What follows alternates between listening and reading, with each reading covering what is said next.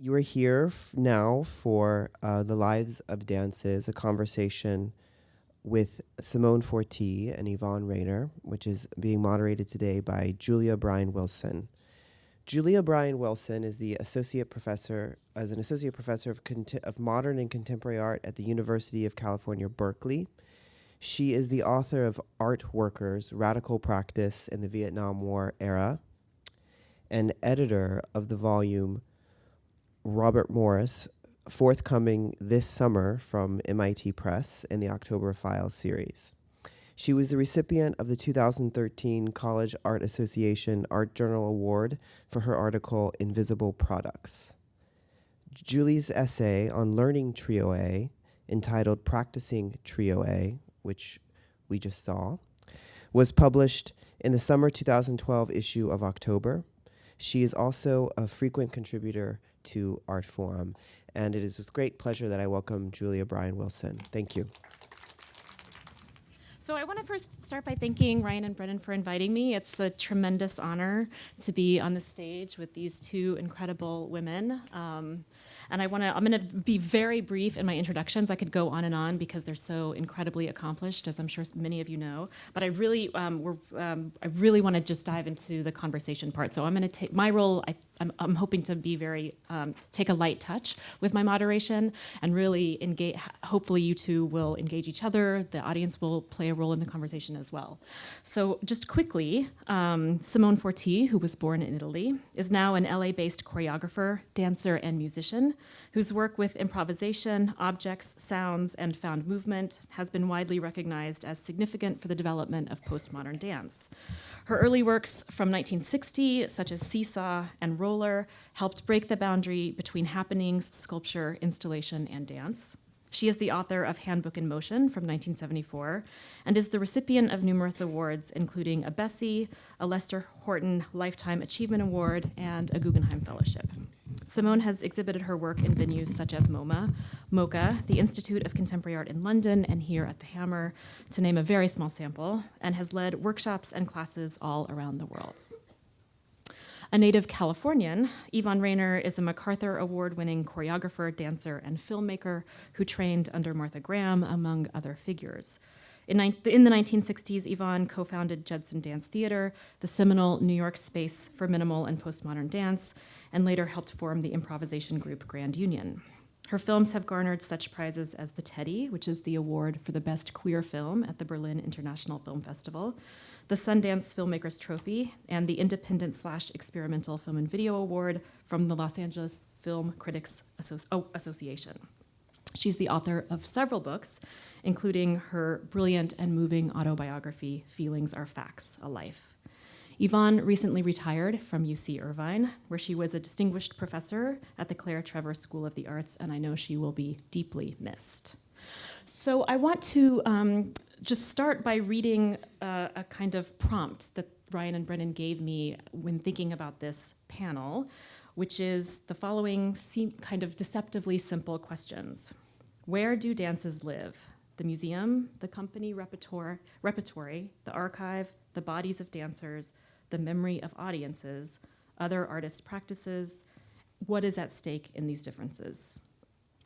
And I wanted to maybe just have Huddle and Trio A act in some ways as a kind of case studies for the questions of the lives and the afterlives of dance, because here we are talking about the institutionalization in some way of dance, and I think one of the very profound questions that arises is the status of documentation, the condition of memory, and also the projection into the future, so also the question of legacy. So I just kind of wanted to begin by having maybe each of you, talk a little bit actually about these exact images. So what we're looking at is an image of Huddle that was at the Baryshnikov Art Center, I believe, on the left, and an image of the film of Trio A from 1978 on the right, as it is projected in the show at MoMA Online, curated by Connie Butler. So in a context, a gallery context.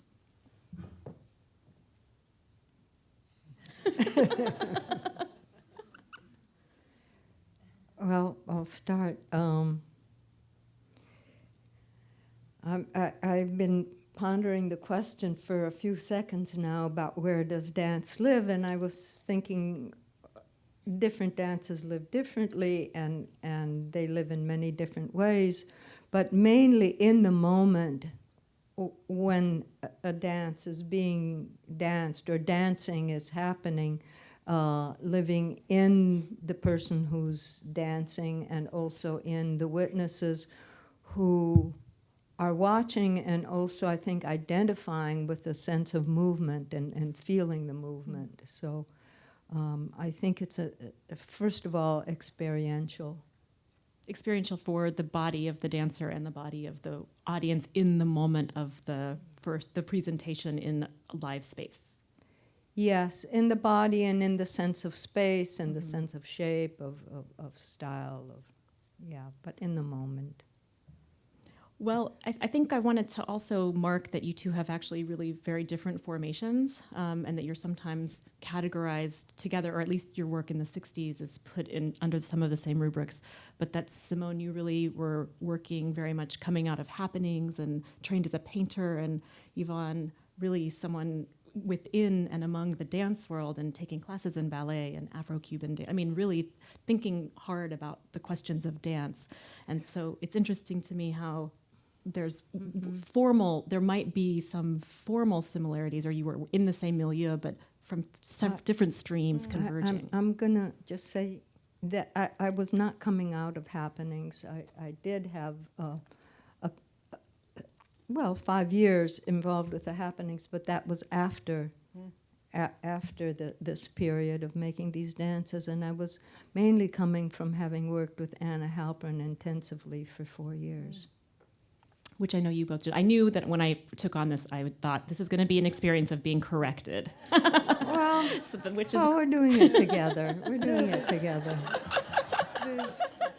It's interesting to me that we're more or less the same age, and you were influenced by Anna, who came out of a kind of traditional modern dance milieu in Wisconsin, and yet by the time you were performing, studying with her, she was rapidly going on to something else, influenced by Cage and other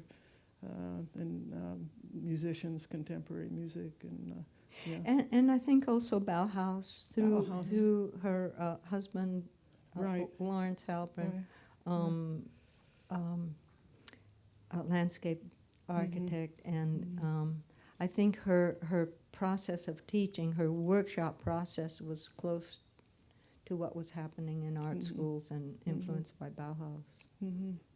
But then when we met in 1959, we were both studying for some strange reason at the Graham School, right? And we met through a mutual friend, Nancy Meehan, who also came from San Francisco and had gone to New York to try and be in the Graham Company. And there was a summer where the three of us would improvise together. So you and I met from already this change in thinking about modernism and modern dance was there, and we came at it from different influences, but then converged with everything that was happening in New York in the 60s, the late 50s, early 60s. Yeah. I wanted to go back to this image, Yvonne, and just ask you about your thoughts about a work like Trio A being presented in this kind of situation. So as a projection. This kind no, of... I'm sorry. Because, I mean, it was not only an installation that was a projection of this film, but then Pat Catterson did also dance in front of that projection. So there was many modalities. Well, this gets into a kind of can of worms in a category. Open it. A category called biting the hand that feeds you. I wasn't there. Pat told me this experience she had.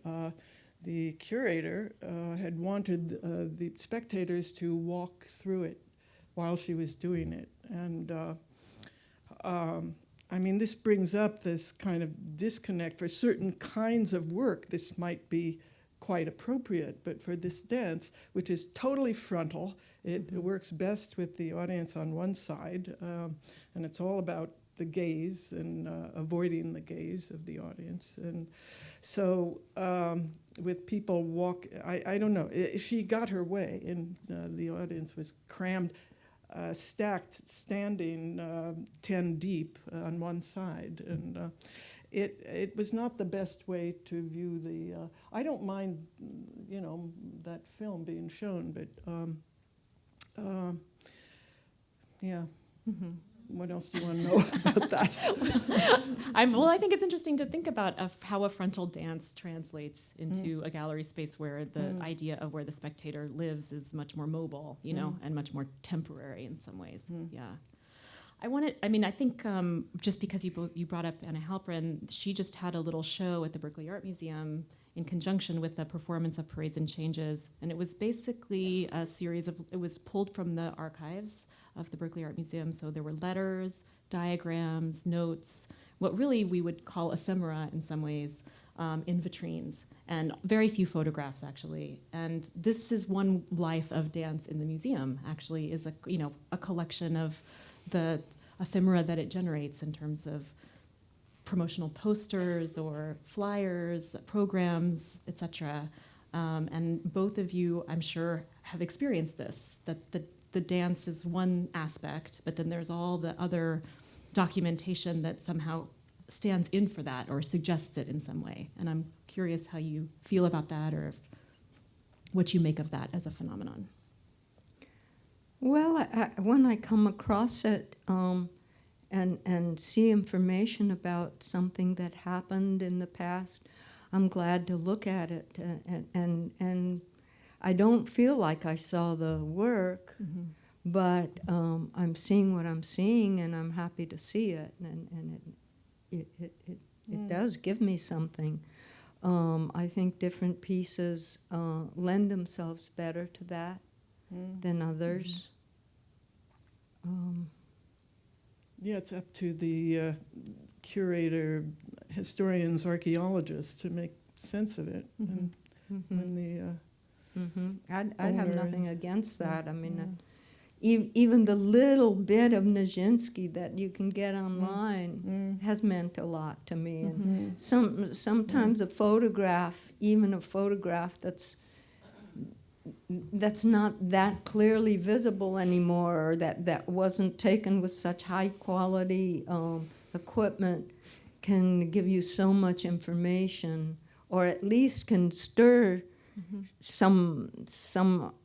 something in your thinking and in your vision that's valuable. Yeah. I had a student who wrote a kind of scathing critique of that show because it was really just a wall and a vitrine, and she really thought it was basically it wasn't appropriate for a museum context, or it wasn't appropriate as a show, as an exhibit. It was more like these are research materials that one could peruse in an archive in a more fruitful way. But I reminded her that I had just had an email from a PhD student in London who was flying specifically to see this tiny set of materials because it was a treasure trove to her. And that stuff doesn't actually circulate the way that you think it is. It's not available on the internet. It does exist still in file folders and basements, etc. So, yeah, I think it's important to realize not everyone has the same access to those things. They're can be kind of arbitrary where those things are held. I found myself the other day YouTube being Pavlova. There are little clips of her dying swan. And This is a little bit of an awkward setup because I'm showing you things that you can't see, so I'll just tell you that what we're looking at is Simone's slant board from 1961, although the photograph you're seeing is actually not from 1961. It's from an early 80s performance in Amsterdam, which I have some questions about. And then also We Shall Run from 1963 at the Wadsworth Athenaeum in Hartford. 65. I knew this would, but I really think it was not. But this performance was 65. Yeah. Okay, sorry, I knew this. The dance was at Judson in 63. Okay, sorry. The dance was Judson. I decided to take out the dates. I think it said that. It probably said both dates. And Oh, then I you took got it that out. from the Getty? They have everything wrong. John Tain is here in the audience. So Simone, I have a question for you, which is this is my figure one for this anthology I'm doing. I've just finished on Robert Morris because this is an early work of his, in fact, as well. It's kind of, and when I wrote to ask you for an image, this is what you sent me, and I'm curious about the status of the earliest performances and its documentation, and if there are such photographs. I've heard a rumor that there was a photographer at that show in 1961. I've never found the photographer. And I must say that I would never have thought to ask a photographer to be there. I think Peter Moore was already taking, maybe not yet. I think he was going to happenings, but he hasn't picked up on the dance Hasn't yet. picked up on the Because he dance. wasn't at the 1962 first Judson performance Okay. either. Bob McElroy was Right. also Yeah. more with the happenings Yeah. than with the dance. Yeah. But it never occurred to me that we needed a photograph of it. We Yeah. were doing it. Yeah. Well, I think this is a huge and very crucial issue because not only then are some performances undocumented by photographs, although there's other accounts, and I want to talk about how documentation also exists in the form of oral testimony and history, sort of like folklore, as was mentioned in the earlier panel. But the photographs are hugely, obviously, valuable in terms of the kinds of information you can get from them, and to rate just because I think it's a very important issue. The truth is, it's very difficult to publish anything that Peter Moore took because the estate is very, very difficult to work with. So both of you, I think, have works that you, in some ways, don't have access to their histories because the photographs were taken by someone. You don't own those. You don't own the rights to the photographs of your own work, in some cases. And I think that's really tricky, and I want to hear That's you. a whole question. So- But I do want to mention that I certainly didn't know that what I was doing was going to be important 30, 40 years later.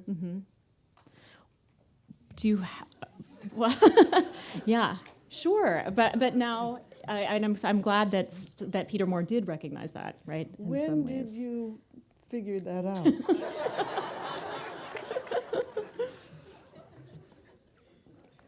I don't remember. I may have figured it out before you. When did you figure it out, Yvonne? At that evening was important. That evening Or- of dance constructions that Or Simone did. whatever you're saying you figured out before me. Well, it was almost instantly. I mean, we who performed with you knew that this was something very special, and you know, I was eating you up without your knowing it, probably. But yeah. But I actually would like to talk a little bit about what happens when you don't. When a scholar comes to you, Yvonne, and says, "I'd love to have your photographs of We Shall Run," and you have to say, "I don't actually." I send them to the Getty, and Yeah. then and they have get a- the dates wrong. But in terms I of, don't have anything anymore. I shipped everything out. You know. I regret it sometimes, but yeah. But the Getty is a lot more permissive about people using those than other photographers. right. So I guess Yeah. I actually am trying to dive into the very sticky issue that a lot of people refer to, but we don't always directly talk about, which is that we can't publish these Peter Moore images, and it's a hugely important archive of all of these very important avant-garde New York art events in the '60s, and they're. Well, at some point they're going to be in an institutional archive, and that will probably change. Yeah. Yeah, hopefully. I mean, it's very painful for those of us who work in that time period to not be able to illustrate our arguments. So, well, would you have advice then for a kind of a younger generation in terms of self-archiving? either of you? Yeah, a videotape, photograph, everything. Yeah, hang on to it. And you never know. I mean, for your own use also. I go through old notebooks or book, what has remained in the books of mine that have been published. I'm still using stuff. I mean, a lot of this stuff, the descriptions and the scores in my first book are indecipherable to me. I don't remember. So I give permission to any dance student to use that stuff the way they want. And I also tell use it as a resource for working with my present group. And but I want to get into galleries. There's a particular, George Machunas produced a show at a gallery on Madison Avenue, and you invited me to do something there. Lamont Young was involved. Do you remember that? I don't, but I often don't. It was my first experience in a gallery, and all I remember is I wore a black leotard and tights for no reason, and I was crawling around on the floor putting tape or something on the floor, and I don't know, you were doing something at the same time. And it was my first, and it wasn't my first encounter with the art world. I mean, I was married to a painter, and I was part of a whole bohemian thing in San Francisco. But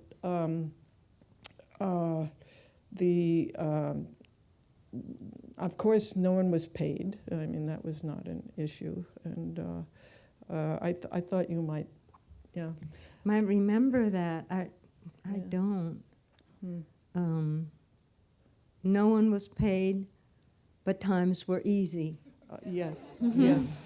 Yeah. Times were easy. There were a lot of part-time jobs, and you Yeah. could make it on Yeah. working 3 days a week. Yeah. And, I always quote you, you could get a spaghetti dinner and a glass of wine for 99 cents. That's right. I want to jump us forward a little bit. These are just some images I brought in case they came up, but I think I'm going to just go right to the kind of case study examples. Well, this I wanted to have Yvonne speak to a little bit because we've mentioned Laban and the idea of notation, and the one on the right is for Trio A. Yeah. And I'm curious about your relationship to this system of notation and if you have found it useful. Well, it was notated by two, what are their names? Melanie Clark, and I forget. Huh? Yes, right, thanks, yeah.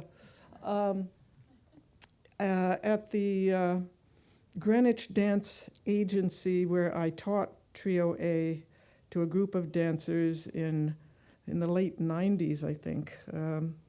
And they sat on the floor with their pencils and papers, and they notated it. Mm-hmm. Several years later, I went back to the Laban Center, and I looked at, and I think Melanie had taught it from the notation, and well, it was very off, and so I made corrections. She made corrections, but I think, Laban made this system in relation to a musical score, so that the timing is very important, and the correspondence of music and dance is crucial. There's no such regulatory tempo or measurements of time in Trio A. So, that's the hardest thing to convey about this dance, the pacing of it, that something is always happening, no matter how simple or how complicated.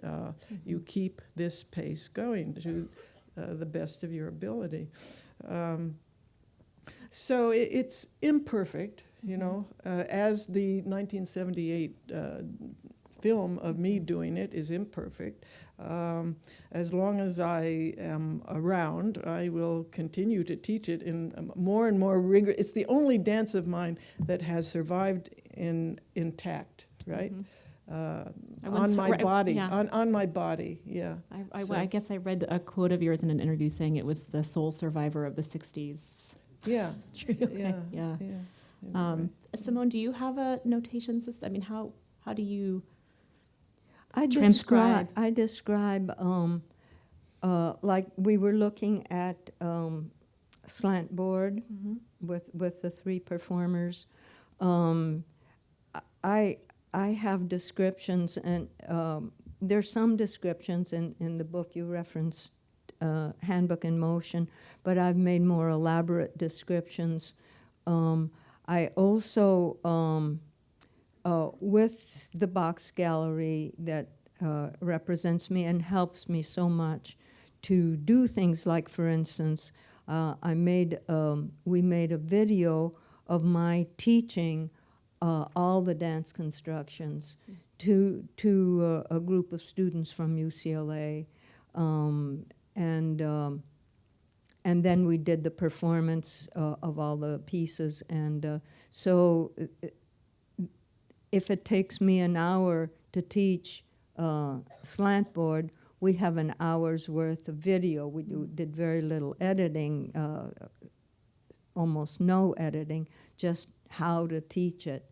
I'm thinking of doing a workshop for people that I would invite or who would be really interested and I feel could handle it, to learn how to teach the pieces. So if there's a piece somewhere at a time when I just can't go and teach it, or don't want to for whatever reason, travel at that moment or after I'm gone, at least for some time,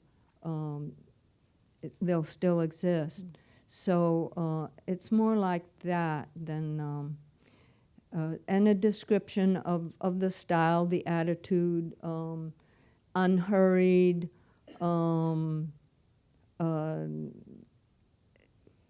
the gaze, not looking in, but pretty much the same gaze you might have while you're washing dishes. Right, A great. real description Yeah. how to do it. I think another place that dance lives is in both of you have very beautiful verbal styles. And so the descriptions that Yvonne uses, which I know personally from teaching Trio A, that Sarah was also describing these phrases about how to move your body that are very metaphoric, and very evocative, and exactly what you said, Simone, about this way of imagining your body in space via analogy to other activities. I think that's another way to keep those motions vivid to us. One of the obvious topics that we're grappling with today is the intersection, or what Brennan and Ryan are calling the interface between the art world and the dance world. And I wanted to hear both of you talk about the 60s, in which those lines were perhaps felt very fluid, and reflect on that moment vis-a-vis the current moment, and when dance is suddenly really popular within major institutions all over the world. Well, my first foray into dancing in a museum was in around 70 and 71, when the Whitney was museum in New York was producing events, musical events, dance. Phil Glass, Meredith Monk, Deborah Hay, and I had 2 evenings. I was racking my brain. This business of remuneration keeps coming up, and there's no standards for it. I don't remember. I don't remember whether I paid my dancers. This is Continuous Project Alter What? Daily. This is Continuous Project. Yeah, Continuous Project Alter Daily. Well, I don't remember whether we were paid. I mean, it was. I can remember feeling, flattered by the attention of a major institution, and I don't think I would have paid to perform there, but yeah. So it was a situation where the audience was on three sides, and there was another room where I showed several films, and the audience, the program said the audience was free to go around the perimeter and enter this other room at any time. The form of the piece was very free form. There were preset episodes, increments, and then we were free to instigate any one of them at any time, and they would involve 2 people or 3 people. There were 6 performers. So that worked out pretty well. It was, and then I think the following year I did another evening or series of evenings there. But it was a time when it was like a concert situation. It was a particular time on a particular evening, and it was more of like an event structure. Yeah. It wasn't like during the day when there were people coming through to look at other things. Oh, what's going on there? And a kind of random audience in addition to people who had come to see it was formal, yeah. So it's very different from what I see in museum situations now, where even when audience is given seats, well, I'm thinking of Deborah Hayes' last piece at MoMA. The audience kind of surged around and through, and the dancers also. The space was very amorphous. I myself couldn't imagine doing something like that. And it's one reason, I guess, I turned to film. I could control that frame, where you looked and what was in it and what was on the edge. And it was brought up in one of the earlier sessions about how Tricia used the frame of the proscenium stage in several of her early dances, which was quite amazing, knowing that mythical off-stage space where people disappear. I mean, it's one reason when I'm in a proscenium space, I always, if you're not dancing, you sit somewhere and watch. You're an audience. You never go off, and which sometimes is hard on the dancers, but they can't warm up and keep warming up. Anyway. Yeah, I guess there'll be. Simone, I'm curious about your thoughts about how the lines between art and dance felt in the 60s versus compared to today. Well, I think also about a line between improvisers and that whole community and choreographers. And improvisers aren't as much at home on a stage and in a frontal situation, although they can be. And I was always more part of the improvising world, and it's a little more loose. Thank you, thank you. And so I was always interested in painting. I love painting. As a witness, that's my favorite form. The choreographed dance has never terribly interested me. I haven't followed it. I haven't felt very related to it.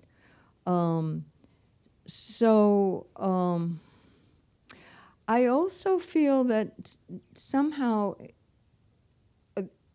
my early dance constructions, which are dance constructions, which are dances and sculptures at the same time, fit easily into a museum. Improvisation can fit easily into a museum, and I just did some improvisations at Museum of Modern Art in New York.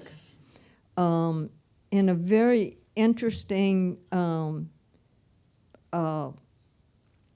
mode, let's say, and it was the idea of the person who invited me to do it in 2 rooms at once, with a wall between that had, well, I'll put it this way, 2 rooms at once with a wall between that had space on either side. And I worked with a little microphone, and there was a speaker in each room, so that when I was in this room, these audience members could also hear me, and vice versa, so that I was traveling between those 2 rooms. It affected my way of composing. I found myself doing a lot of short, brief images that then I'd go into the other room and do a lot of brief images. In a way, it was harder to go deeper into any one thing, let's say, that I'd get started. But on the other hand, it was there was an urgency, and it turned out to be interesting. On Wednesday and Thursday. On Friday, which was the free day, there was a lot of public that kind of poking their head in, coming in for 2 minutes, leaving.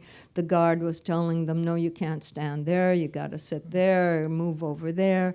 And so that I finally said to the guard, what's your name? Because we're doing this together. And he kind of softened up at that point.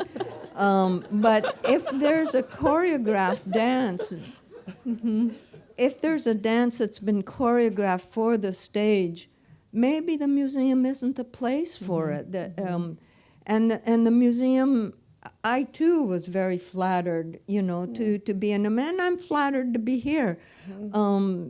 But also, I'm flattered to be at the Box Gallery. I'm flattered to be at Highway's performance space, or that's more like home. I'm not flattered to be at home. And in Highways, it's more like I'm at home. But Highways, by the way, a really amazing performance venue in Santa Monica. That's been going for decades, and that brings in people who have been doing important work for a long time, and also people who are doing their first thing, and so it feels good to work there, because I respect them and I respect how they do and what they do, as I respect the museum. But it's not that a choreographed dance is left out or overlooked by the museum community if it's not brought into the museum, unless it fits well in the museum.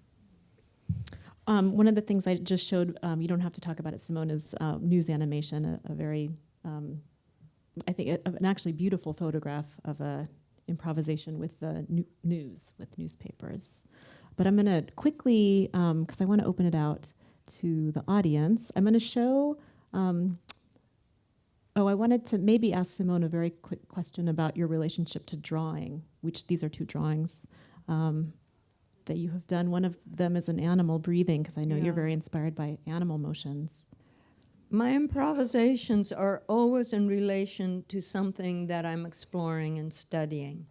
The animal drawings, I've done a lot of animal drawings to help me understand movement, of my body with my structure compared to movement of another body with a different structure. And I did a lot of studying how to get from crawling to standing and back to crawling, or with my limbs out to the sides like a reptile, and that the spine then moves this way rather than this way. A lot of drawings with that. With the circle drawings, I was at that time working with composer, musician Charlemagne Palestine, and he was working with sound waves, and I was working with trajectory. I was working with centrifugal and centripetal forces, and with going in a large circle, and with how a tilt of balance would change the trajectory of the curve. And so I These are was, very dancerly. This struck me as a very dancerly drawing, which is what I wanted. yeah, it's done by hand. Yeah. So I'm gonna show a whole series of images of Trio A in different contexts, and then I'm going to show some of Huddle because I want to spend a little bit of time on those, how those two dances in particular have become so, canonical and revisited. So just bear with me, Yvonne. Enough So- of Trio A. Enough, right? No, never enough. Oh, well. It's yeah, we like have you get this a this little- kid that made it, and you've got to go to all the performances that they do. This is the film that we've already heard that Yvonne doesn't love. It's fine with it being shown, as you just said, but it's not a very accurate document of the dance itself. This is a very interesting performance by an artist named Lindsay Lawson, who had a dancer perform sort of alongside or in front of a projection of the film, and then it was a trio, which was the film, the dancer's body, and then the shadow that she was casting. Where was that? I think that she's an LA artist. Is she here, Lindsay Lawson? No. There's the debut performance, which is an image by Peter Moore, so I'm showing all the Peter Moore images I can because I can't ever publish them. And then I've shown this to you before, Yvonne, and you were very puzzled, but this is Trio A being performed on the internet in Second Life, where people, avatars learned it, which is really amazing. Yeah, so it is, to talk about the afterlives, it has had so many different iterations, kind of unimaginable ones. So you didn't even know, Yvonne, about this Lindsay Lawson? You didn't No. even, right, No. so a few more. Yes. One from Tate Britain, then of course one very close to my own heart because I was in this performance with Simon Lung, who's here, and Rachel, who was an undergrad. Also, that's right. Yes. So I think that's it for Trio A. But I just wanted to ask you, Yvonne, if you have any speculative understanding of why this 4.5-minute dance, of all your over 40 choreographies, has become so indelible. It survived. Yeah. Yeah. It's like the ultimate trace of a career. But do you have, any do you have any reflections on why that might be so? Why this as compared to some other 4.5 minutes? To me, I'll just say that I think it's wonderful, but also surprising, given how actually very difficult it is. Yeah, well, that's another issue. I mean, people think it's easy because I don't know why they think I don't know it's why. easy. I think that is Yeah. so. Why I just And they think they can learn it from that video, Right. which has been taken off of YouTube several times and always gets put back. The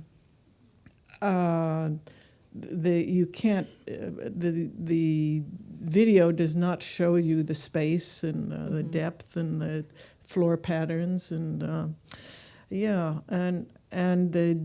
somehow the details don't register to even trained dancers who watch and learn dance and movement. Yeah, it's strange. Why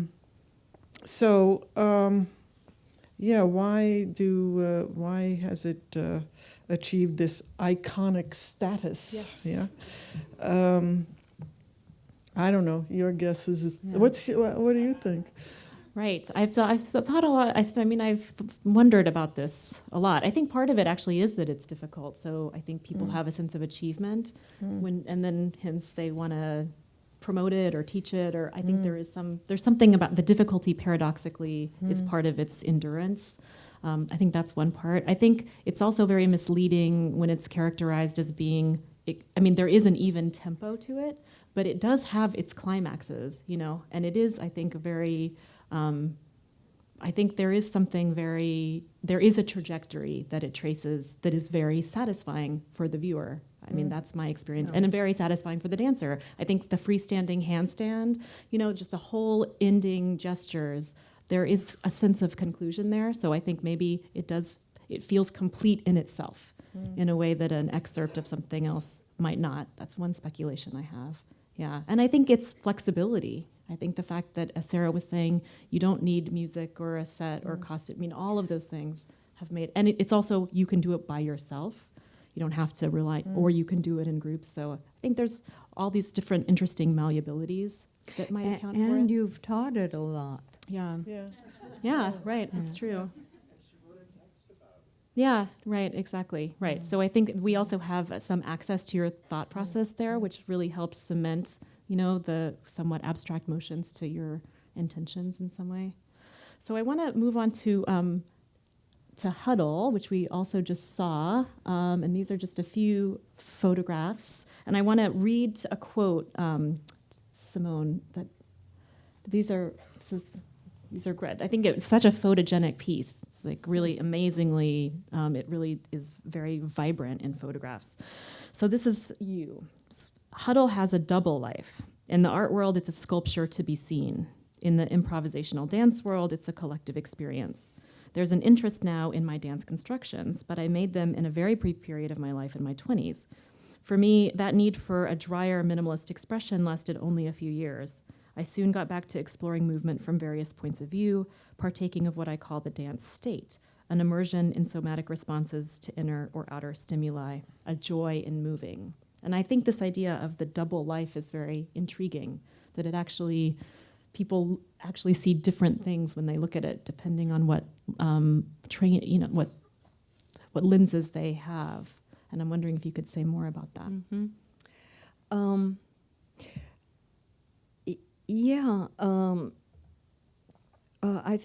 I think for dancers it's something to do and to experience, and especially what it feels like to be underneath, where the lines of weight of the body that's climbing across get passed around from limb to limb. You don't even know which limb it's going through. Mm-hmm. So it starts on one person's shoulder and then ends up on the thigh of the next person, and then down into the ground. And then there are all these adjustments, so that it's almost an experience of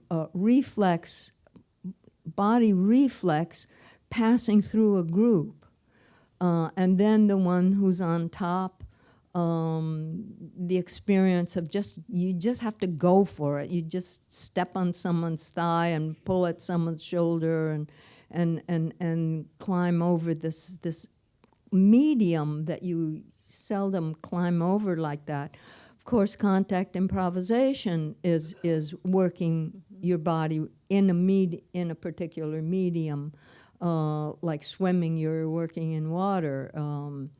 In contact improvisation, you're working with another body. You're working in flesh. In flesh and bone. Water. Yeah. Yeah.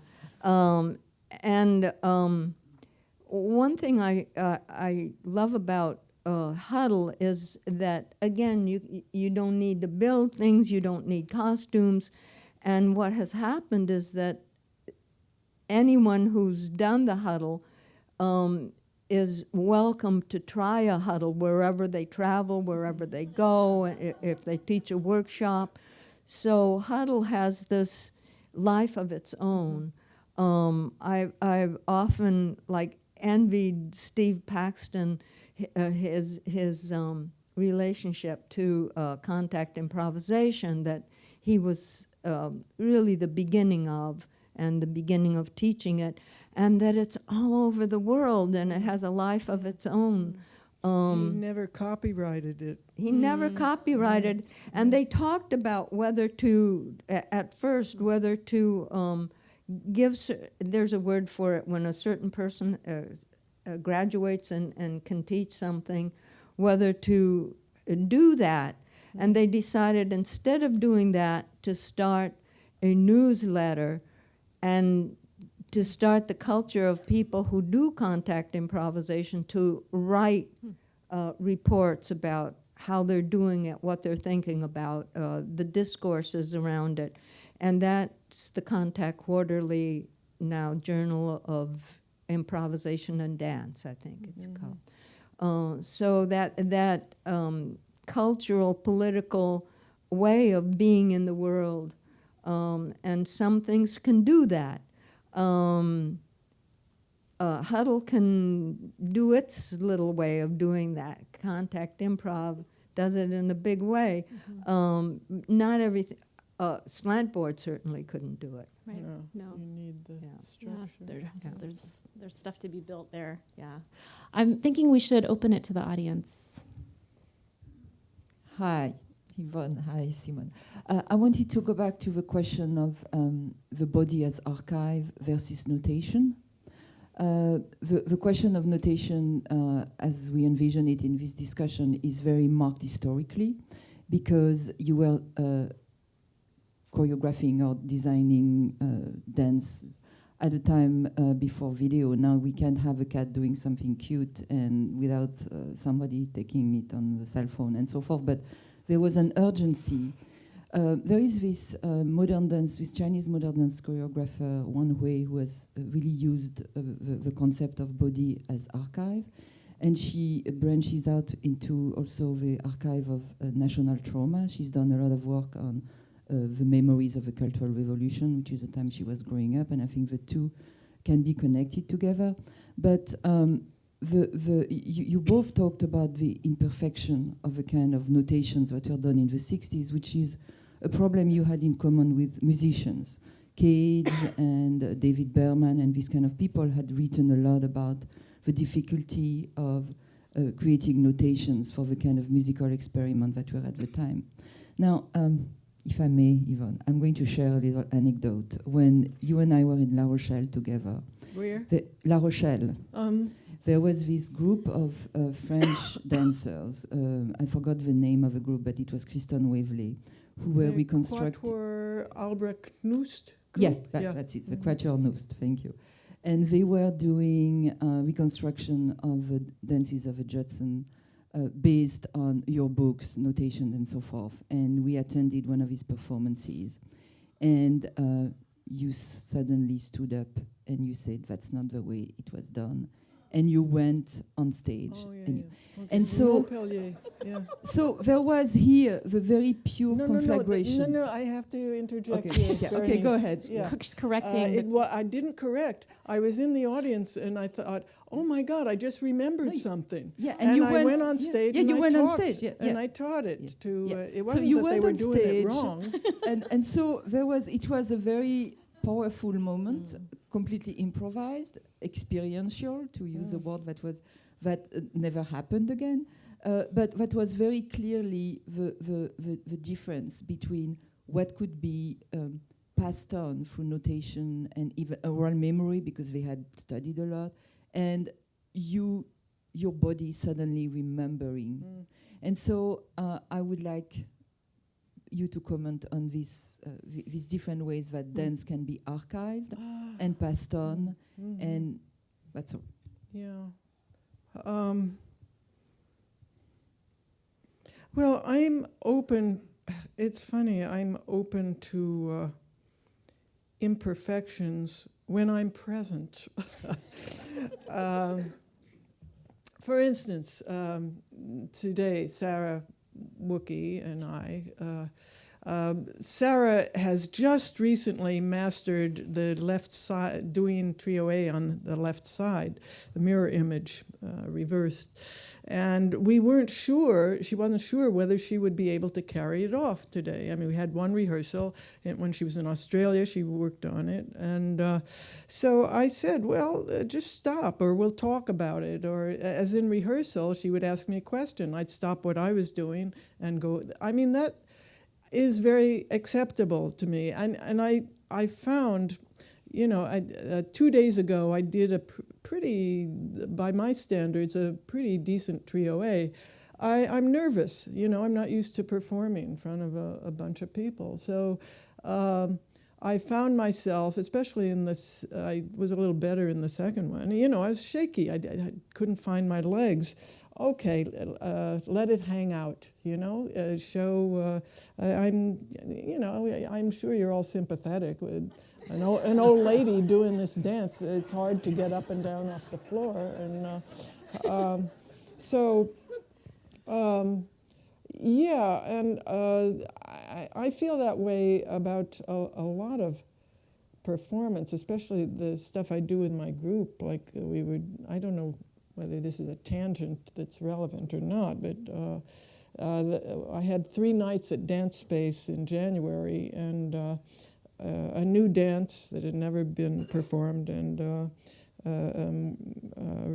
the one before. And I was supposed to, assisted living good sports too, it's called. I'm supposed to come out with everyone else and I have a mic. I forgot to bring the mic out. And so I told the audience, well, okay.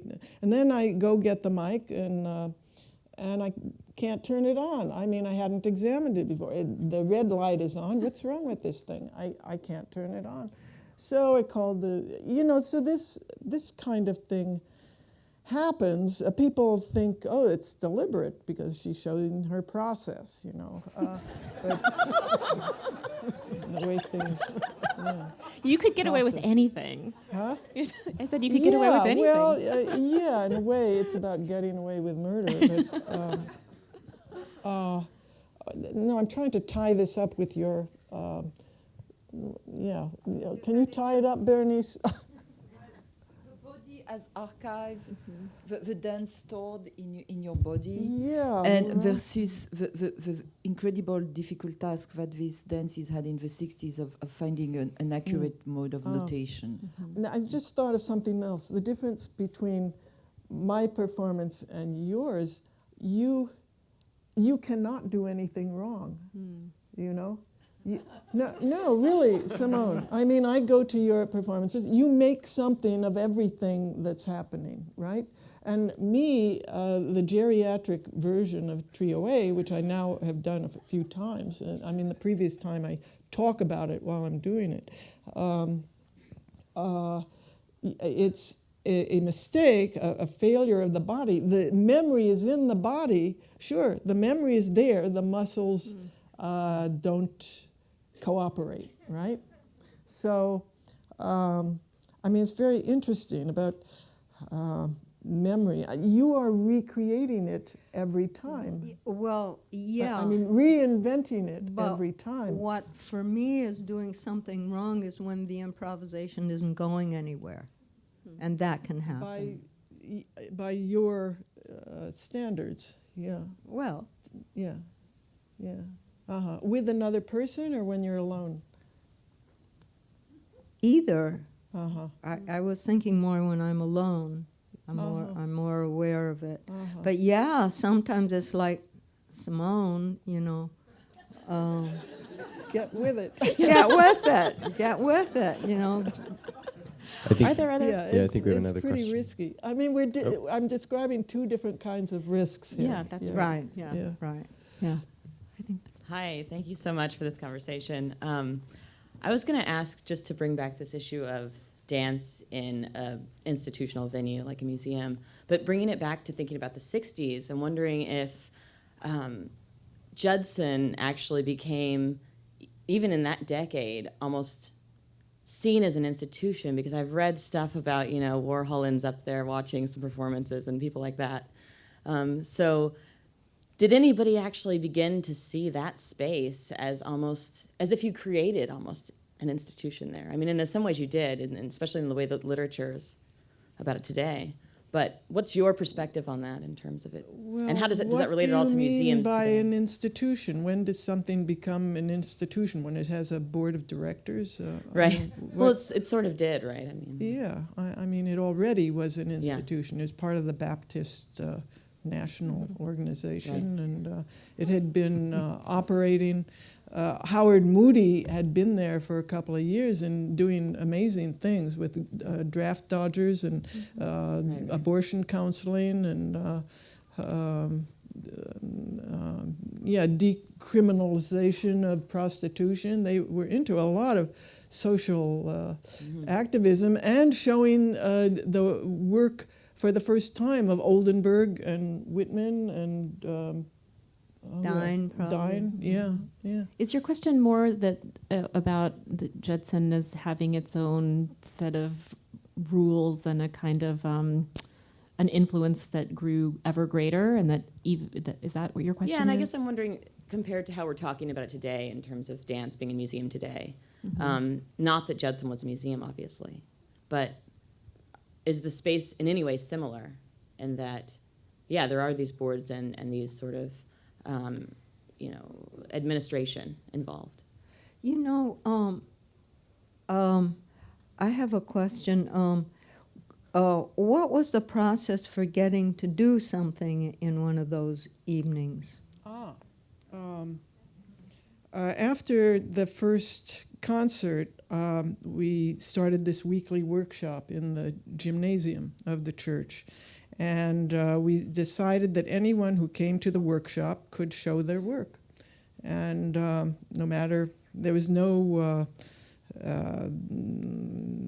judgment. I mean, you might have thought something was pretty silly, and I did. And there was a committee of 3 people who organized the concerts, and it was people were nominated or volunteered. I was on one of those committees. Alex Hay, I remember I worked with, and we organized it in terms of expediency and what would follow what technically, and that's how they came off. Now the way it's run, movement research has these Monday nights, and you have to apply. I don't know what the process is. Every Monday night there's a free concert. So that sounds very different from a museum structure to me in all kinds of ways. Yvonne, in response to the first question about the body as archive, you said, I think, that imperfection's okay if you're around. Mm-hmm. You said that you can accept imperfection if you're around. Yeah. But I don't know if you finished that thought. That is to say, the implication being that you want perfection when you're not around? Well, does the tree make a sound when it falls when no one is there? I don't know. In terms of Trio A, well, I have absolute trust in the people who I have given permission to teach and perform the dance. So I don't worry about that, And I know that you used the word transmission. Sarah used it. Yeah, I she's a learned it transmitter. from Sarah. I never used to use that word. And it seems like, and I think this is connected to the archive question, that is, one way of thinking about preservation of dance is transmission, rather than notational record or something like that. And I'm wondering whether the call out to the museum, perhaps, if the museum is interested in collecting dance now, is to take on the work of transmission. And maybe the dancer artist has to think about that dimension when the knock on the door comes from MoMA that they would like to buy a dance. So that it can't be just notations, it may be mechanisms of transmission that now you have to figure out. Well, we should all look to Tino Segal, who has evidently figured that all out. I don't know how. I want to say something about Huddle, that it's out in the world as its dance part of dance construction. If it's to be shown in a museum, then it has to be taught by me or by someone who I trust to teach it. And so far there are 2 people that I trust, Claire Filmont and Sarah Swenson, I trust to teach it. When my transmitters, teachers, what is this transmission? When the people who I've authorized to teach it go out, they go out with a contract that people sign, because usually it's 60 hours it takes to really master this dance, and they never are given that amount of time. So the students sign contracts saying they will not perform it or teach it without permission from me. Yeah. Did Svina, do you want to, I think we have time for one more question. Oh, and then, sure, maybe, okay. Yeah, I think we can imagine places like Chats and other places where a lot of projects emerged as imaginary museums, and the question is how they enter the so-called material museum and what the materiality, again, we are at the core subject of these type of works is. And as a matter of fact, at MoMA, I had several conversations, and one project was with Simone, how to acquire these type of works, not only in a way to reconstruct or document them, but also how to keep them alive in a way of building knowledge, how to teach them, and regularly how to perform them. But this, of course, leads the museum in an entirely new direction. It is really challenging, and this definitely would require the collaboration with dance organizations and all kind of things. But I think it's an interesting idea, which has also cases in all other type of works, if we again think back to conceptual art practices. So it's not solely a problem in dance type of works, I think. So, yeah. Since I'm sitting next to you, I think my follow-up to that would be, you talked to, and Julia brought up this idea of the two lives of Huddle, for instance, and certainly JOA has a pedagogical life in addition to its life as an artwork, as something to be seen. It's also something to be learned and has a use value, I'd say, within the dance field for dancers. It's a cash cow. Well, but I mean, even for those of us who don't become transmitters, Right. but just learn it, right? Because a lot of people have learned it for the sake of learning it, and Huddle too. I wonder what happens, actually, maybe this is more a question for you, Sabina. If a museum collects the work, how does the work continue to exist in its other life, its double life, as a pedagogical tool? How does it get to be performed? Does it have to be authorized by the Museum of Modern Art to be done at World Arts and Culture's dance You mean department? to be taught? To be taught, to at happen all. in the studio. Well, Simone and I already discussed this, and I hope the museum goes on with that, even if I'm not there, and maybe it's good to talk about it now, so who listens? That's one reason why she documents the teaching process and performing was actually for the MoMA project, and to create sort of an archive of several media, drawings, and all kinds of things which would be part of these things to be acquired and to bring to life once in a while, or hopefully very often. And I think this is probably not a sort of recipe for all kind of works. I mean, Yvonne, you might have objections to it. Let's take a hypothetical. Okay. I want to sell, or MoMA comes to me and wants to buy Trio A, Okay, right? let's do that. Okay. So I think I would set limitations. They can buy it to be taught for performance in the museum, and they have no rights beyond that, right? It's licensing. And there's Licensing.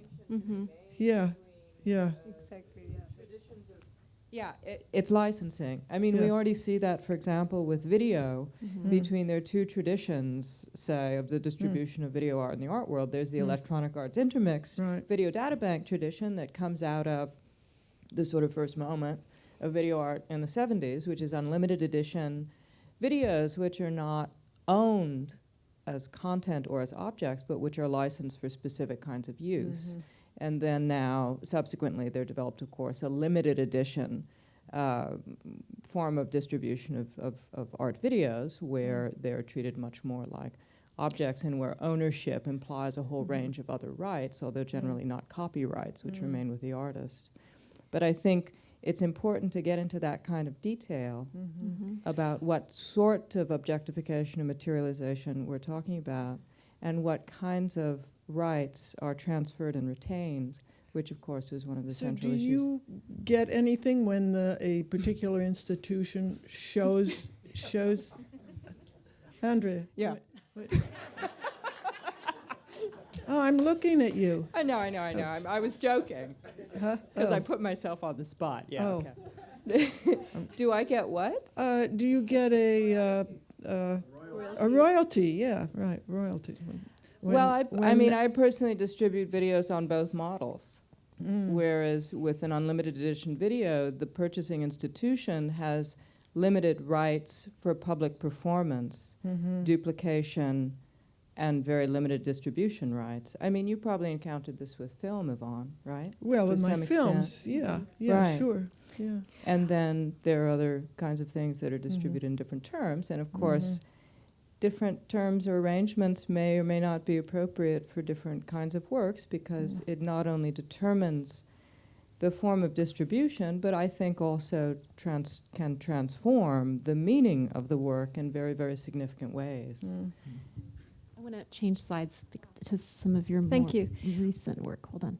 This may Not be that too one. big a question for the end, but you began with a really interesting conversation about 1958 and the distinction between the open scoring of improvisational work and of conceptual work. And I wondered what the dual nature of your very distinct styles was on the visual art movement between 1958 and the beginning of Judson. How did your thinking about dance influence visual artists? And I realize I'm speaking to two visual artists. I think, I don't know that, I didn't totally understand the question, Yeah, but I it wasn't didn't either. directed What was towards it me. about the nature of your work that influenced other forms of art other than dance? Oh. Well, I'm going to put this, Simone, and so again, it's so awkward for me to show things that you can't really see, but I have a picture of Angel, that's kind of a sculpture, if this thing will go back. Well, that's from '76. See, it's sort of, I got in. My date encompasses that year. I'll talk a little bit about. I was married to Robert Morris for a number of years. We were living in San Francisco. He was making very large abstract expressionist paintings, and his weren't so much action painting, but large abstract expressionist paintings. And in a way, I was using large abstract expressionist movement with Anna Halperin. We, of course, talked a lot about what we were doing, what we were seeing, what was interesting to us. And we moved to New York, I think mainly at that moment because Bob had to see the paintings that he was being influenced by and seeing reproductions of de Kooning and Klein and so on. But there was also a feeling of not something was changing. I think generally in the community of abstract expressionism, I somehow came up with. Okay, I'm telling a story.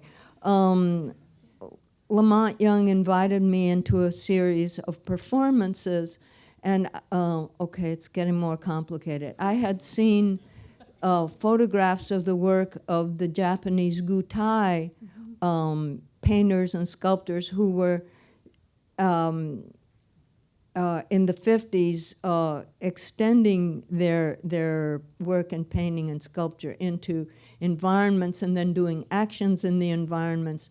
And when I was invited by Lamont Young to present something, my mind turned to the Gutai, and I made Huddle very much feeling that it was in the style of the Gutai work. And Bob Morris, too. I mean, we were looking at those photographs.